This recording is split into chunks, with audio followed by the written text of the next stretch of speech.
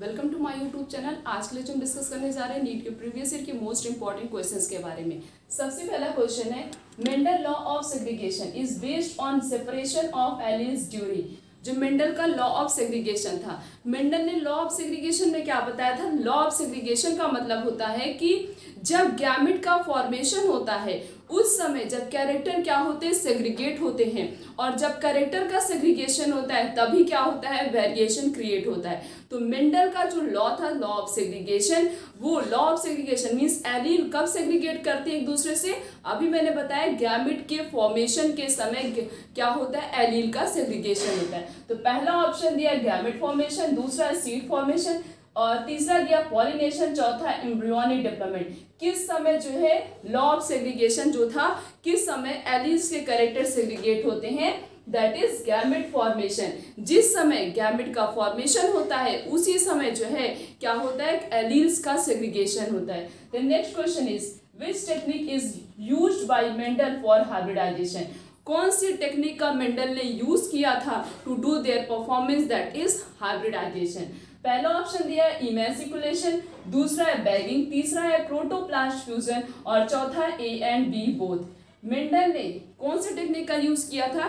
इमेसिकुलेशन और बैगिंग का यूज किया था। अब ये इमेसिकुलेशन क्या होता है? इमेसिकुलेशन का मतलब होता है कि जो फ्लावर बाइसेक्सुअल होते हैं उसमें मतलब ऑटोगैमी से प्रिवेंट करने के लिए, मीन्स उनके अंदर सेल्फ पॉलिनेशन ना हो, उससे प्रिवेंट करने के लिए उसमें क्या किया जाता है, उसका जो एंथर होता है उसको रिमूव कर दिया जाता है। जब एंथर को रिमूव कर दिया जाएगा by the help of forceps की हेल्प से, तब क्या होगा, उस फ्लावर के अंदर सेल्फ पॉलिनेशन नहीं होगा। तो इमेसिकुलेशन में क्या किया जाता है, इस टेक्निक में फोर्सेप की हेल्प से एंथर को रिमूव किया जाता है।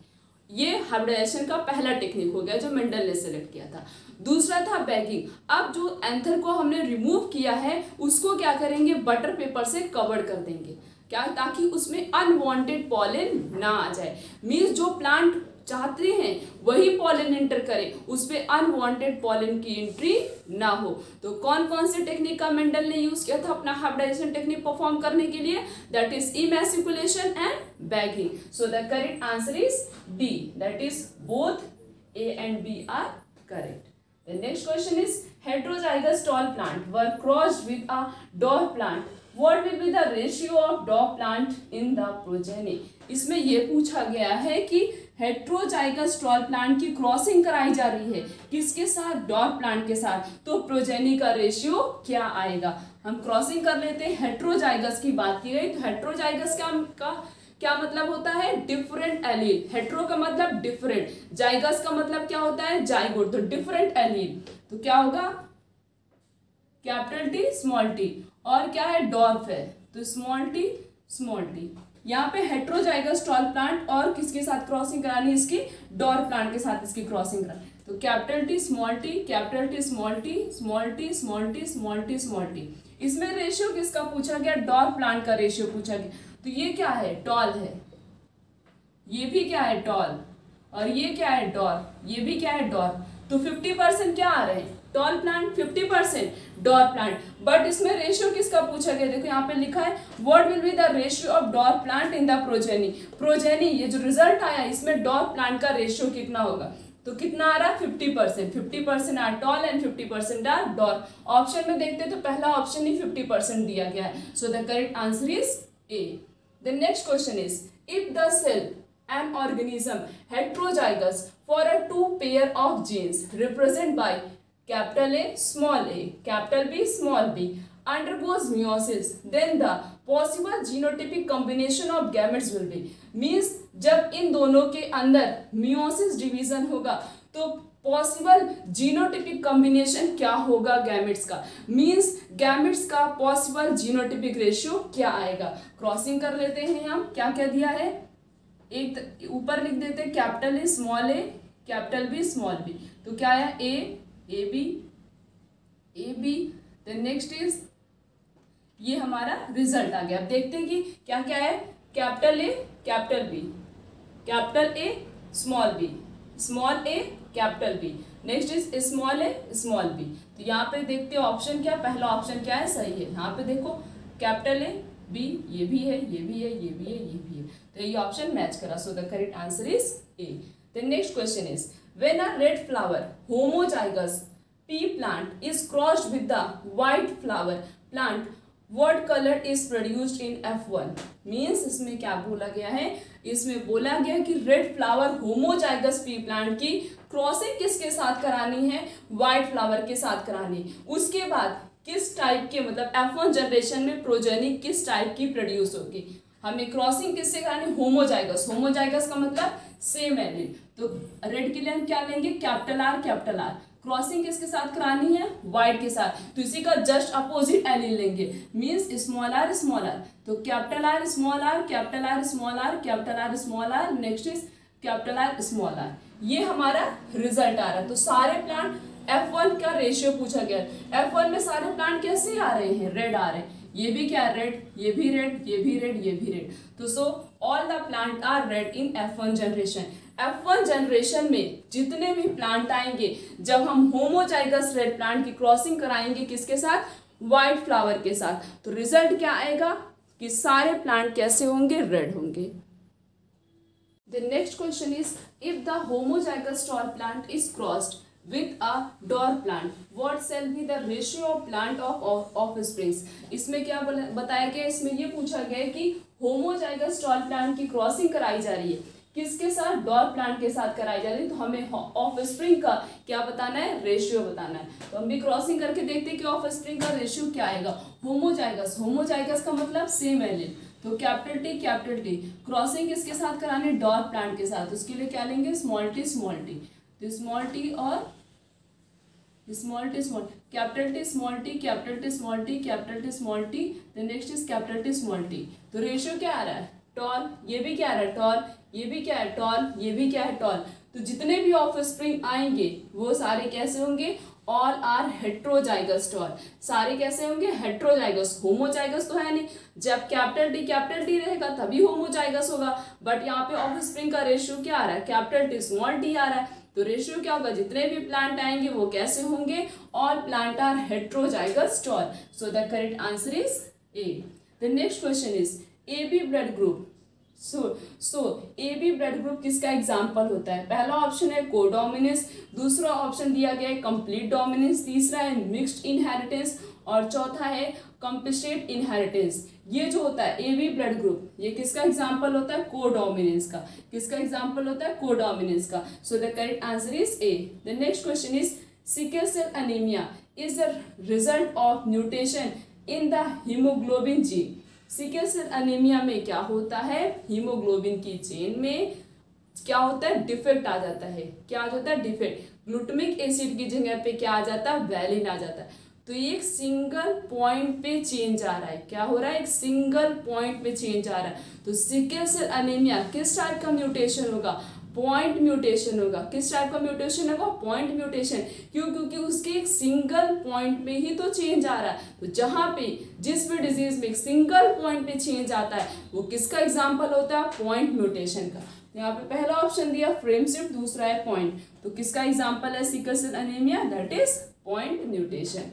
The next question is similarity in DNA and RNA, RNA और डीएनए में कि क्या चीज सिमिलर होता है, पहला ऑप्शन है both are polymer of nucleotide, दूसरा ऑप्शन है बोथ हैव सिमिलर पिरामिडिन, तीसरा है बोथ हैव सिमिलर शुगर और चौथा है बोथ आर जेनेटिक मटेरियल। दोनों कैसे होते हैं, दोनों के पास क्या होता है, पॉलीमर ऑफ न्यूक्लियोटाइड प्रेजेंट होता है, आरएनए के पास भी और डीएनए के पास भी, सो द करेक्ट आंसर इज यही चीज क्या होती, डीएनए और आरएनए में क्या होती है, सिमिलर होती है, सेम होती है। The next question is DNA is acidic due to, DNA कैसा होता है, उसका नेचर कैसा होता है, एसिडिक नेचर का होता है। ऐसी कौन सी चीज डीएनए के पास प्रेजेंट होती है जिसकी वजह से हमारा डीएनए कैसा होता है, एसिडिक होता है। पहला ऑप्शन है फॉस्फोरिक एसिड, दूसरा ऑप्शन है शुगर, तीसरा है प्यूरिन और चौथा पिरामिडिन। फॉस्फोरिक एसिड की प्रेजेंस की वजह से डीएनए कैसा होता है, एसिडिक इन नेचर, किस नेचर का होता है, एसिडिक नेचर का होता है, सो the correct answer is A. Next question is replication fork is, replication fork क्या होता है, पहला ऑप्शन है large opening of the DNA helix, दूसरा ऑप्शन है small opening of the DNA helix, तीसरा ऑप्शन है tightly coiled part of the DNA helix, और चौथा है loosely coiled part of the DNA helix. ये जब रिप्लिकेशन होता है तो क्या होता है, डीएनए का एक मतलब स्मॉल ओपनिंग, एक छोटी सी ओपनिंग होती है, वहीं से डीएनए क्या होता है, रिप्लिकेशन स्टार्ट करता है। तो रिप्लिकेशन फॉर्क क्या होता है, एक स्मॉल ओपनिंग होती है किसकी, हमारे डीएनए की हेलिक्स की। जैसे यहाँ बुक में ऐसे ही डायग्राम बना हुआ है, तो यहाँ पे क्या दिखाया गया, यहीं पे यही दिखाया गया है कि डीएनए की जब रिप्लिकेशन होता है डीएनए की स्मॉल ओपनिंग से, ऐसा नहीं कि डीएनए का रिप्लिकेशन तो जहाँ से भी डीएनए की कटिंग हो जाएगी, एक स्पेसिफिक पॉइंट होता है, एंजाइम प्रेजेंट होता है, और वो एंजाइम सिलेक्ट करेगा कि डीएनए एक्चुअली रिप्लिकेट कहाँ से करेगा, तो एक स्मॉल ओपनिंग से ही डीएनए का रिप्लिकेशन स्टार्ट होता है। तो रिप्लिकेशन फोर्क क्या हो गया, small opening of the DNA helix, DNA की हेलिक्स की जहाँ से छोटी सी ओपनिंग होती है उसी को क्या बोलते हैं, रिप्लिकेशन फोर्क बोलते हैं। पहला क्वेश्चन है main enzyme of DNA replication is, ऐसा कौन सा मेन एंजाइम है जो डीएनए की रिप्लिकेशन में हेल्प करता है। पहला ऑप्शन है डीएनए डिपेंडेंट डीएनए पॉलीमरेज, दूसरा ऑप्शन है डीएनए डिपेंडेंट आरएनए पॉलीमरेज, तीसरा ऑप्शन है आरएनए डिपेंडेंट आरएनए पॉलीमरेज, और चौथा है RNA dependent DNA polymerase. Book में जहाँ पे एंजाइम के बारे में बात की गई है और जहाँ पे रिप्लिकेशन को पूरा एक्सप्लेन किया गया, वहाँ पे लिखा गया है कि मेन एंजाइम कौन सा होता है, that is DNA dependent DNA polymerase, जो क्या करता है, रिप्लिकेशन में हेल्प करता है। डीएनए के रिप्लिकेशन में कौन सा एंजाइम हेल्प करता है, that is DNA dependent and DNA polymerase. So the correct answer is A. The next question is in the base sequence of one strand of DNA is, एक strand DNA का base sequence दिया गया है, हमें पूछा गया है what will be the base sequence of its complementary mRNA. MRNA पे बेस सीक्वेंस हमें बताना है, दिया किसका गया है, डीएनए का दिया गया है, और आरएनए का हमें बताना है। तो आरएनए में क्या होता है, आरएनए में एडेनिन की जगह पे क्या आ जाता है, ग्वानिन आ जाता है। क्या आ जाता है, एडेनिन की जगह पे क्या लिखते हैं हम, ग्वानिन लिखते हैं, और बाकी सी का क्या होता है, जी होता है, और टी का क्या होगा, ए होगा, और ए का क्या होगा, यू होगा।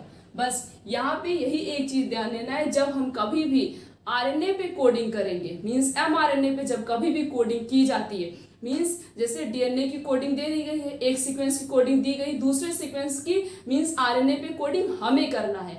बस एक बात का याद रखना है कि एडेनिन की जगह पे क्या होगा, ग्वानिन होगा।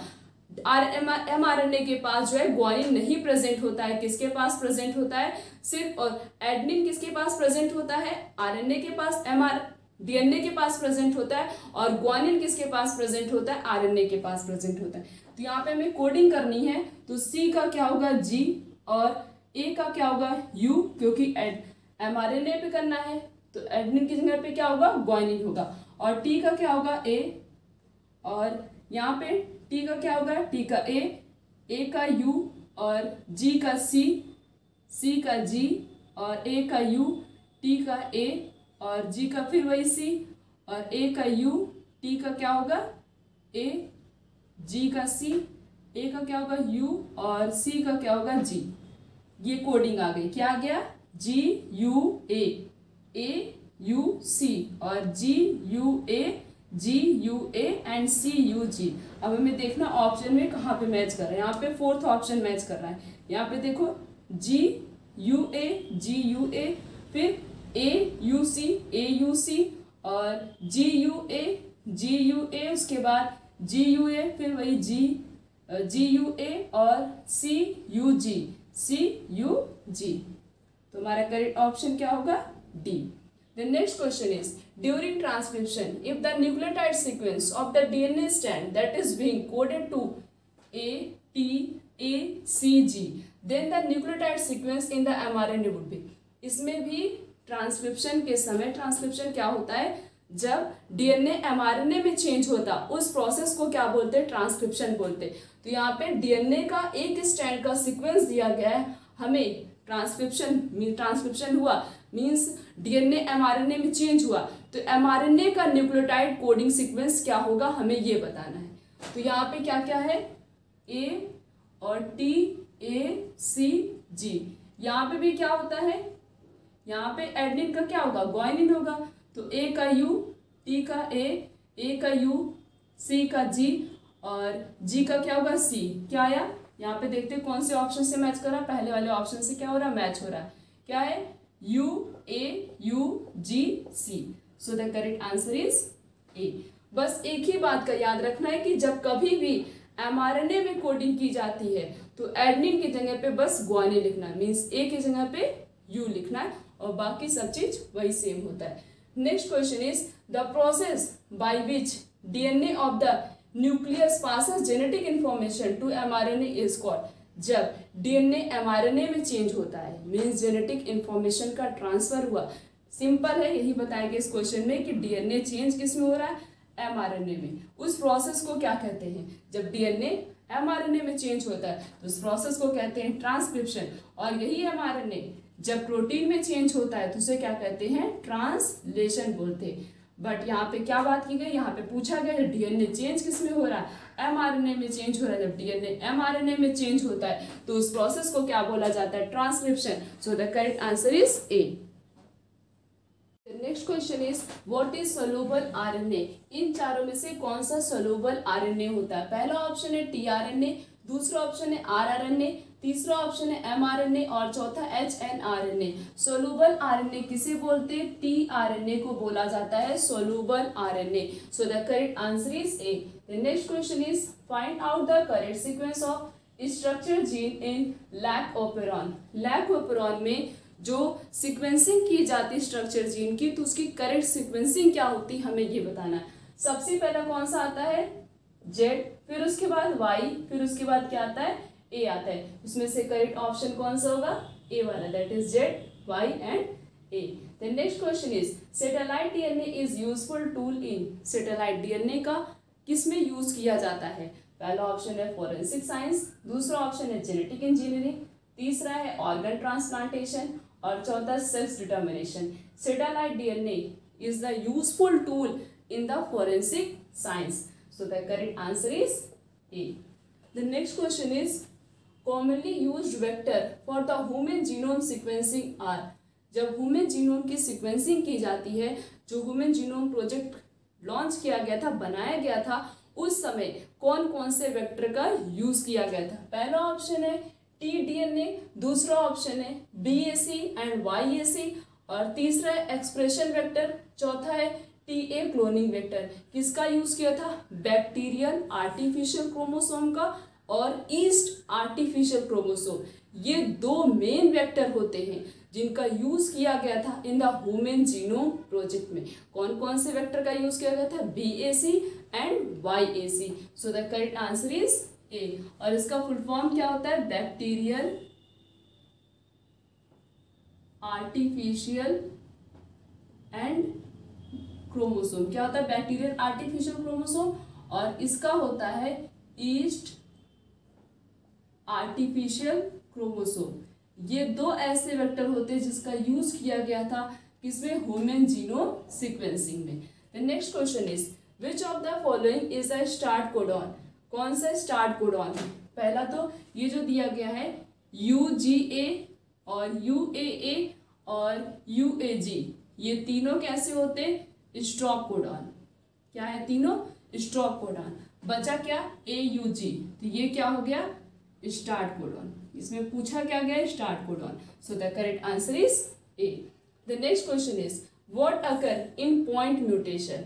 पॉइंट म्यूटेशन में क्या होता है।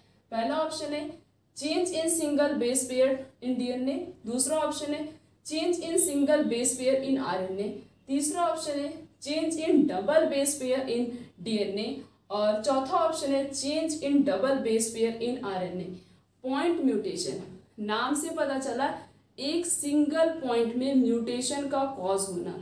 सिंगल पॉइंट में DNA के नंबर या बोले क्रोमोसोम में चेंजेस आना, उसे कहते हैं पॉइंट म्यूटेशन। तो पॉइंट म्यूटेशन में क्या होता है, चेंज होता है single base pair of the DNA के सिंगल बेस पेयर में जब कोई भी चेंजेस क्रिएट होते हैं तो उसे क्या बोलते हैं, पॉइंट म्यूटेशन। और अगर कहीं पॉइंट म्यूटेशन का एग्जाम्पल पूछा जाए तो क्या हो गया, सिकल सेल अनीमिया। सबसे बेस्ट एग्जाम्पल है किसका, पॉइंट म्यूटेशन का। तो पॉइंट म्यूटेशन में क्या होता है, change in single base pair DNA. So the correct answer is ए। हमने इस पूरे लेक्चर में नीट के प्रीवियस ईयर के मोस्ट इंपॉर्टेंट एमसीक्यूज के बारे में डिस्कस किया। आने वाले लेक्चर में इस तरीके से और भी बहुत सारे एमसीक्यूज के बारे में डिस्कस करेंगे। आज का लेक्चर यहीं तक। Thank you.